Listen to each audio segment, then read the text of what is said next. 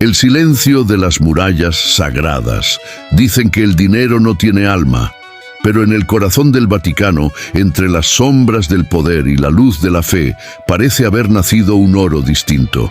Uno que no brilla por la avaricia del hombre, sino por los secretos que intenta ocultar.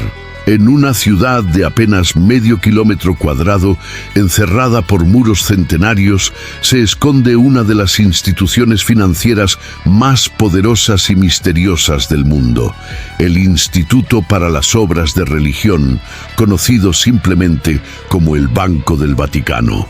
Un nombre tan inofensivo como suena divino.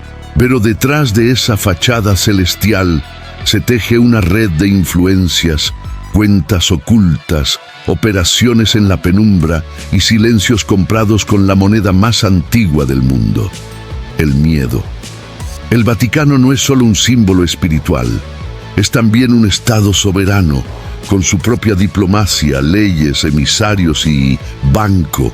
Un banco que, en teoría, nació para servir a la Iglesia, administrar donaciones y apoyar obras de caridad en todo el planeta. Pero el rumor más persistente, aquel que susurra entre los corredores de piedra y resuena en los despachos del mundo financiero, dice que su propósito real ha sido mucho más oscuro. Se habla de lavado de dinero, de cuentas anónimas usadas por mafias italianas, de operaciones secretas para financiar movimientos políticos durante la Guerra Fría y de vínculos directos con la desaparición de personas que sabían demasiado. El Banco del Vaticano fue creado oficialmente en el año 1942 por el Papa Pío XII, en pleno auge de la Segunda Guerra Mundial. La Iglesia necesitaba proteger su patrimonio de los vaivenes políticos y del avance del fascismo, o al menos eso decía el argumento oficial.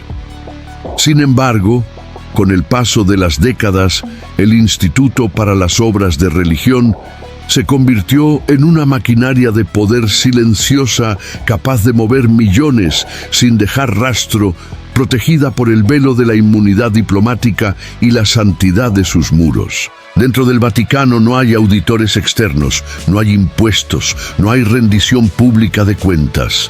Los libros del banco no se abren ante tribunales ni gobiernos. Todo lo que ocurre tras sus muros pertenece al dominio de Dios, o al de quienes hablan en su nombre. Algunos antiguos empleados describieron el ambiente del instituto como una mezcla de sacristía y oficina de inteligencia. Crucifijos en las paredes, pero teléfonos directos a las embajadas del mundo.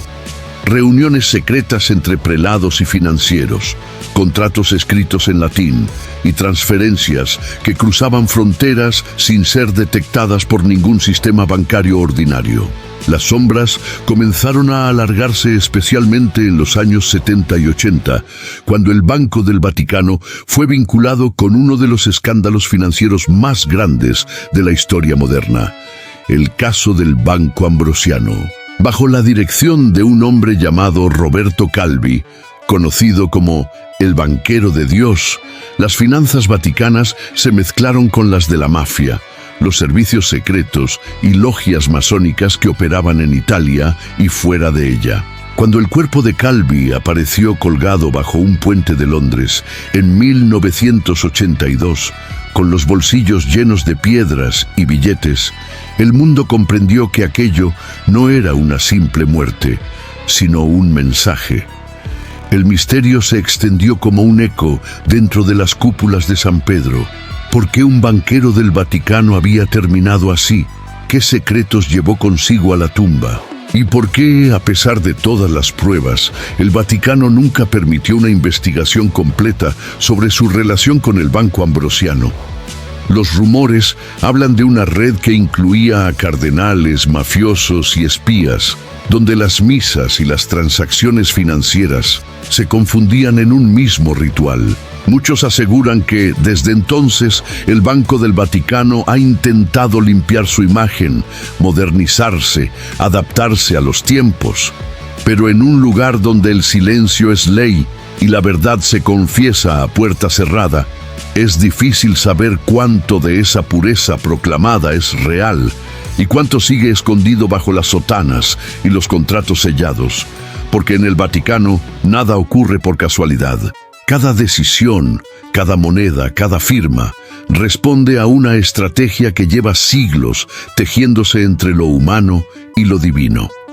Imagina por un momento las bóvedas ocultas bajo los jardines del Vaticano, donde el oro reposa junto a documentos antiguos y reliquias que jamás verán la luz. Algunos dicen que allí no solo se guardan los tesoros de la fe, sino también los secretos de los poderosos. Lo que comenzó como un banco de caridad se transformó en un laberinto de intereses y silencios, un reflejo oscuro del alma humana, incluso en los dominios de Dios.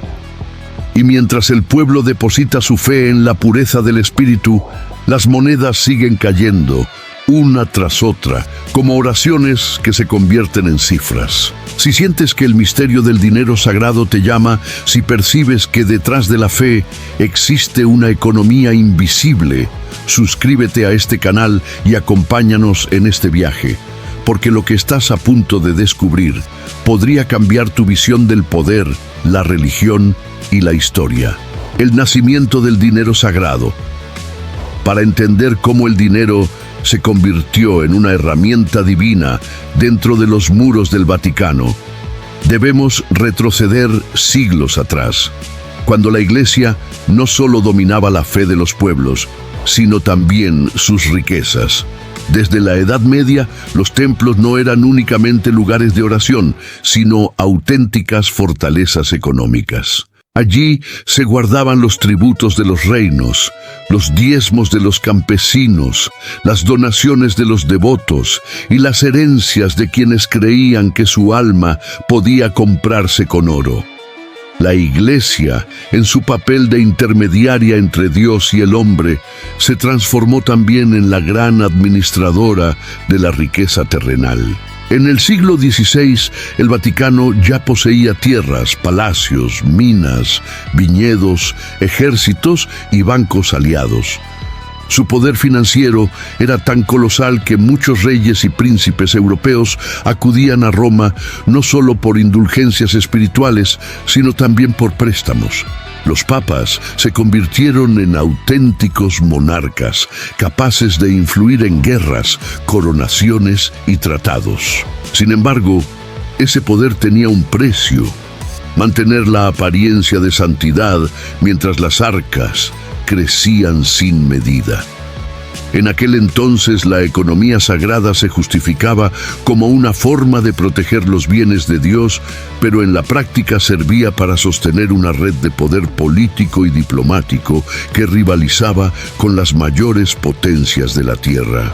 El origen del Banco del Vaticano como tal puede rastrearse hasta los inicios del siglo XX, cuando la Iglesia enfrentaba una nueva era de transformaciones. La Primera Guerra Mundial había devastado Europa, los imperios se desmoronaban y los valores antiguos parecían perder su lugar. En ese contexto, el Vaticano comprendió que su supervivencia no dependería únicamente de la fe, sino también del control financiero. El Papa Pío XI, precursor de las reformas posteriores, ya había visualizado la necesidad de crear una entidad que protegiera los fondos eclesiásticos de la inestabilidad mundial, pero fue su sucesor, Pío XII, quien lo materializó en 1942. El Instituto para las Obras de Religión nació con un nombre piadoso y una misión aparentemente pura: custodiar los bienes destinados a obras de caridad y actividades religiosas. Sin embargo, su fundación coincidió con el momento más oscuro del siglo XX. Europa ardía en la Segunda Guerra Mundial y la Santa Sede mantenía una neutralidad calculada. Mientras los ejércitos marchaban y los campos se teñían de sangre, el Vaticano consolidaba su propio refugio económico. En secreto, comenzaron a llegar al banco fondos de empresas italianas, capitales alemanes y donaciones de origen incierto. todos buscando el amparo del Estado más pequeño del mundo y de su extraterritorialidad.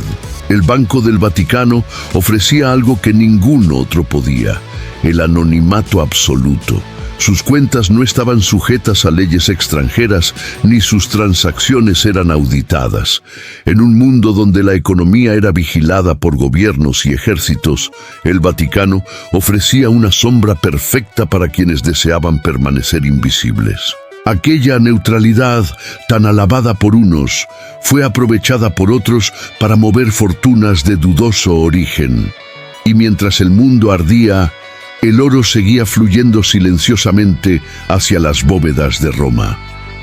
Los historiadores han señalado que durante los años posteriores a la guerra, el Vaticano jugó un papel clave en lo que luego se conoció como las rutas de las ratas, redes clandestinas que ayudaron a escapar a criminales nazis hacia Sudamérica.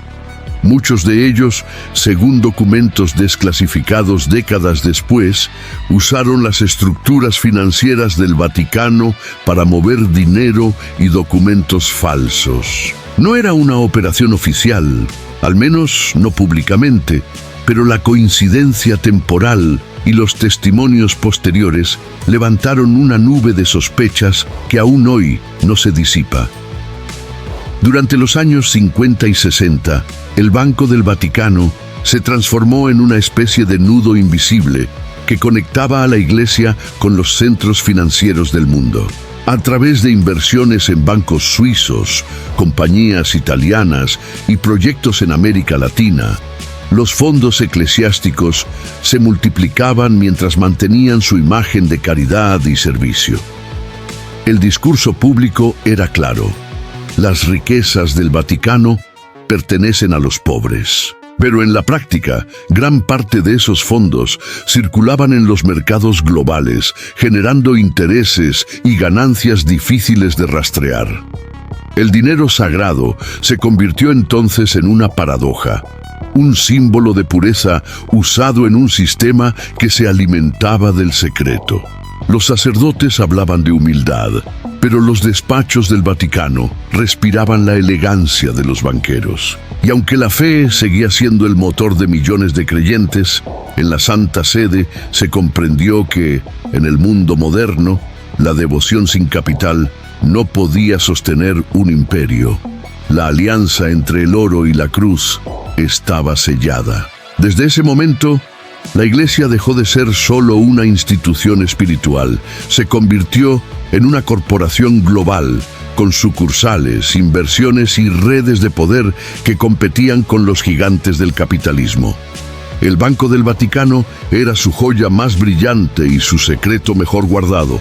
Sin embargo, cada imperio, por más sagrado que se crea, guarda en su interior el germen de su propia caída. Lo que comenzó como una estrategia de supervivencia espiritual terminó por corromperse en el fuego del poder. Los años siguientes demostrarían que el dinero de Dios también podía mancharse con sangre. Si esta historia te está revelando un rostro desconocido de la fe, dale un me gusta a este video y suscríbete al canal. Porque en las próximas secciones descubrirás cómo el dinero del cielo se entrelazó con los pecados de la tierra. Las sombras del oro divino. Cuando el humo de la guerra se disipó y las naciones comenzaron a reconstruirse sobre los escombros, el Vaticano emergió como una de las instituciones más intactas del mundo.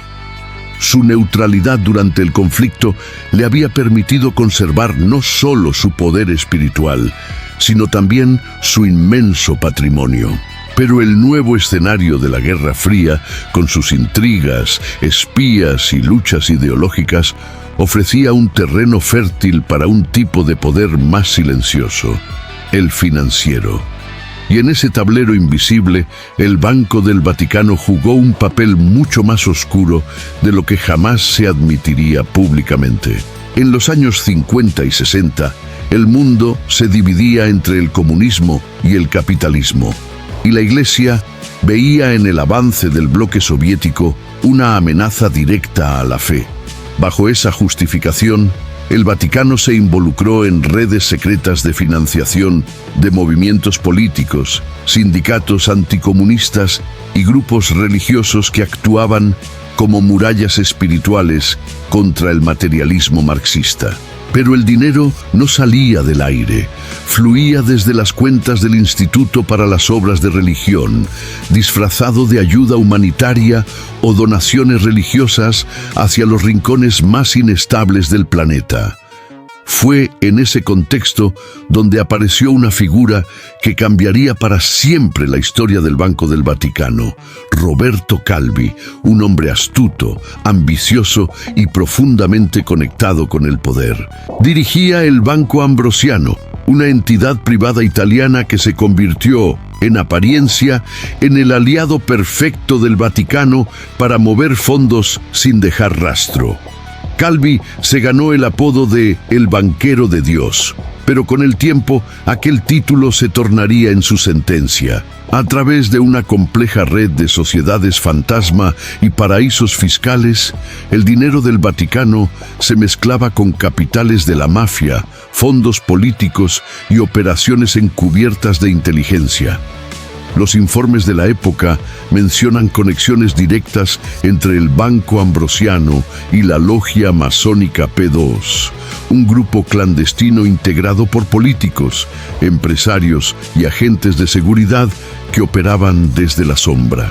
Esta logia, dirigida por Licio Gelli, tenía como objetivo reconfigurar el orden político italiano y europeo a través del control económico. En sus listas aparecían nombres de altos funcionarios, militares, periodistas y, según algunas filtraciones, miembros del propio Vaticano. La alianza entre Calvi, Gelli y ciertos sectores eclesiásticos dio origen a una de las redes de lavado de dinero más sofisticadas del siglo XX. Los fondos se movían desde Roma hacia América Latina, especialmente hacia Argentina, Uruguay y Paraguay, donde se lavaban a través de empresas fantasma y bancos locales. Se dice que parte de ese dinero fue utilizado para financiar regímenes militares anticomunistas y operaciones clandestinas de la CIA. El Vaticano, bajo la máscara de la caridad, jugaba así en el tablero geopolítico de la Guerra Fría, usando su inmunidad y su autoridad moral como escudo. Pero los hilos de la trama eran demasiado numerosos para ocultarse por completo. En 1982, el cuerpo de Roberto Calvi apareció colgado bajo el puente Blackfriars en Londres. Tenía los bolsillos llenos de piedras y billetes. En su cuello, una cuerda gruesa marcaba el final de su vida, o el comienzo de una advertencia. Los símbolos no eran casuales. El puente estaba vinculado al nombre de los monjes negros, un guiño oscuro a las conexiones masónicas. Oficialmente se habló de suicidio, pero las evidencias apuntaban a un asesinato ritual, una ejecución destinada a silenciar a quien sabía demasiado. Aquel crimen desató un terremoto político y religioso. El Banco Ambrosiano se desplomó y las miradas apuntaron hacia el Vaticano. Los investigadores descubrieron que el Instituto para las Obras de Religión había sido el principal accionista oculto de la entidad y que parte del dinero desaparecido, más de $1.000 millones, había pasado por sus cuentas. Sin embargo, la Santa Sede negó toda responsabilidad, alegando que el Banco del Vaticano era una institución autónoma. Un argumento conveniente, protegido por la soberanía vaticana y la diplomacia del silencio. El escándalo se extendió como un veneno. Los medios comenzaron a hablar de asesinatos, sobornos y conexiones mafiosas. Se mencionó incluso a Michele Sindona, otro banquero ligado tanto al Vaticano como a la Cosa Nostra, quien también murió en circunstancias misteriosas, envenenado con café cianurado mientras cumplía condena en prisión. El patrón era evidente. Quienes sabían demasiado sobre el dinero de Dios terminaban desapareciendo. Los años siguientes fueron un intento desesperado por limpiar la imagen de la institución. Se contrataron auditores, se realizaron reformas internas y se proclamó una nueva transparencia, pero las filtraciones nunca cesaron. Informes internos filtrados por empleados disidentes hablaban de cuentas secretas a nombre de obispos, cardenales e incluso de políticos italianos que usaban al banco como refugio financiero. El dinero seguía moviéndose, aunque con mayor cautela. El poder del Vaticano no solo radicaba en su riqueza, sino en su impunidad. Como Estado soberano, nadie podía investigarlo sin su consentimiento. Ni la policía italiana, ni la Interpol, ni ningún tribunal tenían autoridad dentro de sus muros. Así, mientras el mundo hablaba de moral y justicia, el Banco del Vaticano se mantenía como un enclave intocable, donde los pecados financieros podían absolverse con una simple bendición. Pero lo más inquietante no era lo que se sabía, sino lo que aún permanecía oculto. Detrás de cada cuenta cerrada y cada nombre falso podía haber una historia de poder, de manipulación o incluso de muerte. El dinero, en manos de los hombres de fe, había adquirido un nuevo significado. Ya no era solo un medio, sino un arma. Una herramienta capaz de moldear gobiernos, financiar guerras y, al mismo tiempo, comprar el perdón. Si sientes que estas revelaciones te están mostrando la otra cara del cielo, dale me gusta a este video y déjanos tu comentario, porque en la próxima parte entraremos en los rincones más oscuros del Vaticano, donde las finanzas, la fe y la manipulación espiritual se entrelazan en una danza de poder que ha sobrevivido a siglos de historia. El pecado oculto del dinero santo. Tras el escándalo del Banco Ambrosiano, el Vaticano se vio obligado a enfrentarse a una crisis que amenazaba no solo su imagen moral, sino también la legitimidad de su poder espiritual. En los años que siguieron, cada papa intentó a su manera reformar el sistema financiero sagrado sin destruir el pilar sobre el que descansaba el imperio eclesiástico. Pero la estructura era más profunda de lo que cualquiera imaginaba. Detrás de los muros del pequeño Estado se movía una economía paralela, un flujo invisible de capital que sostenía misiones, financiaba guerras silenciosas y mantenía a flote a miles de instituciones religiosas que dependían de esas transferencias como del aire que respiran. Durante el pontificado de Juan Pablo II, el Banco del Vaticano atravesó uno de sus momentos más oscuros y enigmáticos. Mientras el mundo admiraba la figura carismática del Papa viajero, detrás de escena se tejían alianzas y maniobras que parecían sacadas de una novela de espionaje. La Santa Sede apoyó, de manera indirecta, movimientos anticomunistas en Polonia como el sindicato Solidaridad, considerado clave en la caída del bloque soviético. Aquellas operaciones, según documentos desclasificados años más tarde, se habrían financiado en parte con fondos provenientes del Instituto para las Obras de Religión. El Vaticano, bajo la bandera de la libertad espiritual, se convirtió así en un actor político global. Ya no solo bendecía reyes o predicaba virtudes, movía dinero, influía en gobiernos y participaba con guante blanco en la arquitectura del nuevo orden mundial. Pero toda intervención tiene su precio. Los servicios secretos de distintos países comenzaron a rastrear las operaciones sospechosas del Banco del Vaticano. Y aunque los resultados eran alarmantes, nada podía hacerse. Las leyes internacionales no cruzaban los muros sagrados. A comienzos del siglo XXI, cuando la transparencia se volvió un reclamo global, el Vaticano se enfrentó a un dilema: abrir sus libros o seguir en la sombra. En 2010, la Autoridad de Información Financiera del Vaticano fue creada para investigar irregularidades internas, pero pronto se descubrió que incluso ese organismo respondía directamente a la curia. Los casos se investigaban parcialmente, los nombres se borraban y los informes se archivaban con sellos de confidencialidad. Las filtraciones, sin embargo, seguían saliendo a la luz. Los llamados Vatileaks en 2012 fueron una grieta en la muralla. Documentos filtrados por un mayordomo del Papa Benedicto XVI revelaron lo que muchos sospechaban: luchas internas por el control del dinero, sobornos, cuentas en paraísos fiscales y una pugna constante entre la santidad del discurso y la codicia del poder. Aquellos papeles mostraban una iglesia dividida, donde algunos prelados buscaban limpiar la institución mientras otros defendían con ferocidad el viejo sistema. Benedicto, un hombre de pensamiento y teología más que de política, se vio superado por las fuerzas internas que lo rodeaban. Su renuncia en 2013 fue un hecho histórico, pero también una señal silenciosa.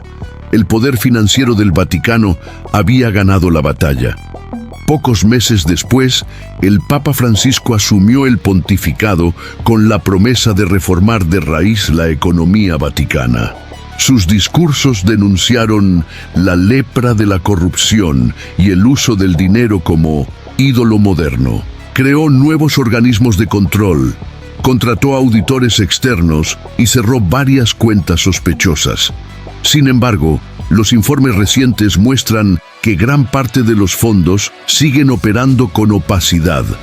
La maquinaria es demasiado antigua, demasiado grande y demasiado útil como para desmantelarla del todo. El Banco del Vaticano, al igual que la fe que lo protege, aprendió a adaptarse. Cambió de rostro, de estructura y de lenguaje, pero su esencia permanece: ser el guardián de un poder que no pertenece del todo ni a la tierra ni al cielo. En sus archivos reposan las huellas de siglos de historia, documentos sobre inversiones en empresas armamentísticas, fondos secretos utilizados durante dictaduras y transacciones realizadas en nombre de causas divinas. Pero cada rastro está protegido por una capa de silencio que ni la justicia terrenal ha podido romper. Detrás de cada reforma aparente, de cada gesto de pureza institucional, parece esconderse una verdad más antigua. El Vaticano no solo administra la fe, administra el miedo. Porque el dinero, en su forma más pura, no es más que energía. Y quien controla la energía de la devoción, controla también el destino de las almas. No es casual que los templos siempre hayan sido de oro, ni que los cálices brillen más que las manos que los sostienen. Desde tiempos inmemoriales, el brillo ha sido símbolo de poder divino y terrenal. En el Vaticano, ese brillo sigue iluminando la oscuridad, pero también la alimenta. Algunos ex empleados del banco, protegidos bajo el anonimato, han relatado escenas que parecen salidas de una película de conspiración. Reuniones nocturnas con diplomáticos extranjeros, cofres sellados trasladados por corredores subterráneos y nombres que desaparecen de los registros en cuanto la prensa se acerca demasiado. Otros hablan de una conexión más profunda, la del Vaticano con la élite financiera mundial, con fundaciones que controlan la deuda global y con bancos que se arrodillan ante la cruz no por fe, sino por conveniencia. El dinero, que una vez se consideró la raíz de todo mal, se ha transformado en el instrumento más eficaz del poder espiritual. No hay milagros sin financiación, ni cruzadas sin inversión. Y quizás ese sea el mayor misterio de todos, cómo una institución que predica la humildad logró convertirse en una de las entidades más ricas, influyentes y herméticas del planeta. Si llegaste hasta aquí, estás entre los pocos que se atreven a mirar detrás del velo. Dale me gusta a este video, comenta lo que piensas y comparte esta historia para que más personas conozcan la otra cara del poder sagrado. El precio del silencio divino. En las noches silenciosas de Roma, cuando las campanas resuenan sobre la plaza de San Pedro y el viento acaricia las losas del Vaticano, hay algo que no suena, algo que no se ve, pero que está siempre presente. El rumor del dinero sagrado moviéndose bajo tierra invisible eterno. Dicen que el poder corrompe, y que el poder absoluto corrompe absolutamente. Pero, ¿qué ocurre cuando ese poder se reviste de santidad? ¿Qué sucede cuando la mano que bendice también firma cheques?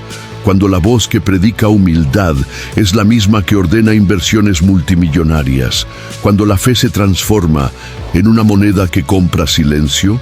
El Banco del Vaticano ha sobrevivido a guerras, dictaduras, papas, revoluciones y escándalos. Cada vez que el mundo creyó haberlo desenmascarado, volvió a ocultarse tras un nuevo rostro, una nueva promesa de transparencia, una nueva oración.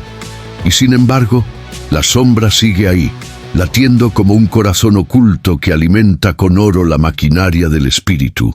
Tal vez porque el dinero, más que un pecado, se convirtió en la herramienta preferida del poder divino. Un instrumento que no se confiesa, pero que lo confiesa todo.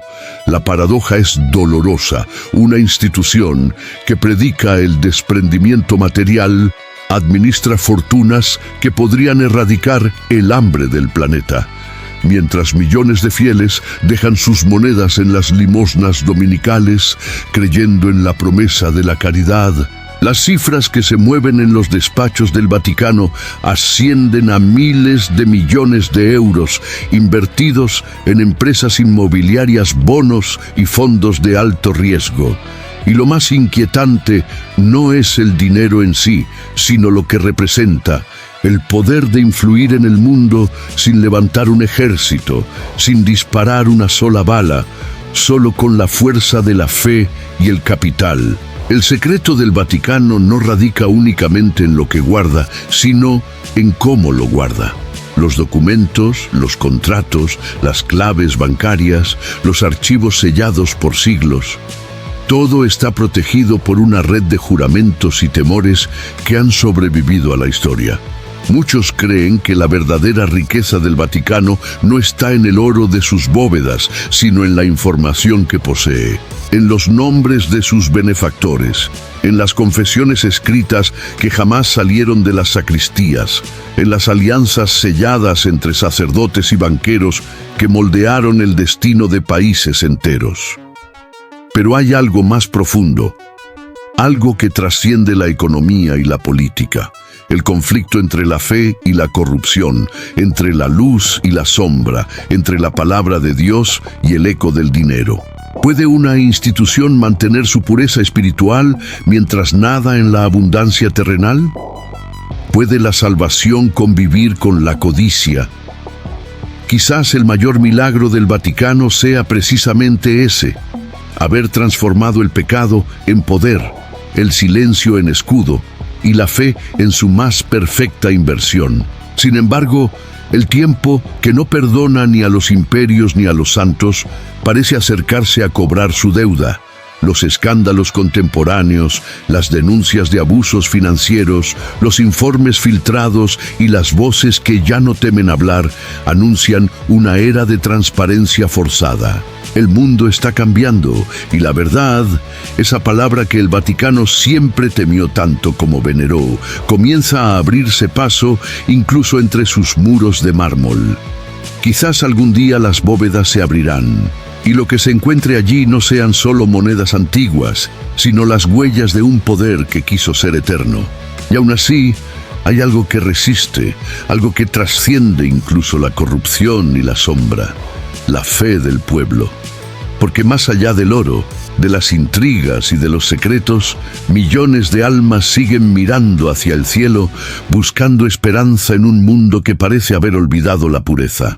Quizás esa sea la ironía más grande de todas, que el dinero del Vaticano, a pesar de su oscuridad, siga sosteniendo templos donde la gente aún encuentra consuelo. El poder espiritual puede corromperse, pero la necesidad de creer nunca muere. El Banco del Vaticano no es solo una institución financiera, es un símbolo. Representa la unión imposible entre el cielo y la tierra, entre el alma y la materia, entre la santidad y la ambición. Un recordatorio de que incluso en el corazón de la fe, el hombre sigue siendo hombre, con sus luces y sus sombras. Y mientras las campanas de medianoche suenan sobre la cúpula de Miguel Ángel, las bóvedas se cierran una vez más. Los archivos vuelven a dormir bajo la mirada de los santos y el mundo continúa girando ignorante o resignado ante el misterio más grande de todos. Cómo el dinero puede ser al mismo tiempo la herramienta de Dios y el arma del diablo. Si llegaste hasta este punto, significa que has mirado más allá del velo, que has sentido el peso de una verdad incómoda. Suscríbete al canal y comparte este video si crees que el conocimiento es la única luz capaz de atravesar la oscuridad del poder. Porque al final, lo que acabas de escuchar no busca que creas, sino que recuerdes.